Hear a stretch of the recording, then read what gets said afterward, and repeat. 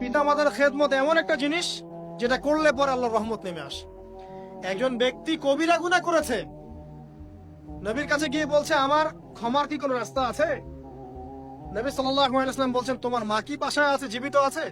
হ্যাঁ জীবিত আছে। বাসায় যাও, তুমি মায়ের খেদমত করো, তোমার সমস্ত গুনাহ মাফ হয়ে যাবে।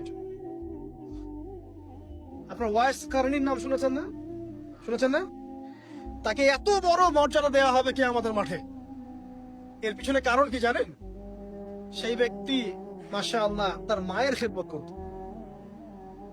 তিনবার বলেছেন নবী সাল্লাল্লাহু আলাইহি ওয়াসাল্লাম আমাদের সবচেয়ে সেরা এবং ভালো ব্যবহার পাওয়ার অধিকার হচ্ছে মায়ের, তারপরে মায়ের, তারপরে মায়ের, তারপর বাবা।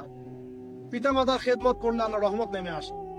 আর একজন ব্যক্তি বলছিল আমার বাসায় তো মাও নাই ইয়া রাসূলুল্লাহ, আমি কি করব?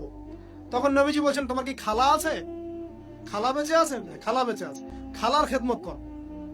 এখনকার এই বিশ্বে দেখেন সম্পর্কগুলো কিন্তু ভেঙে যাচ্ছে।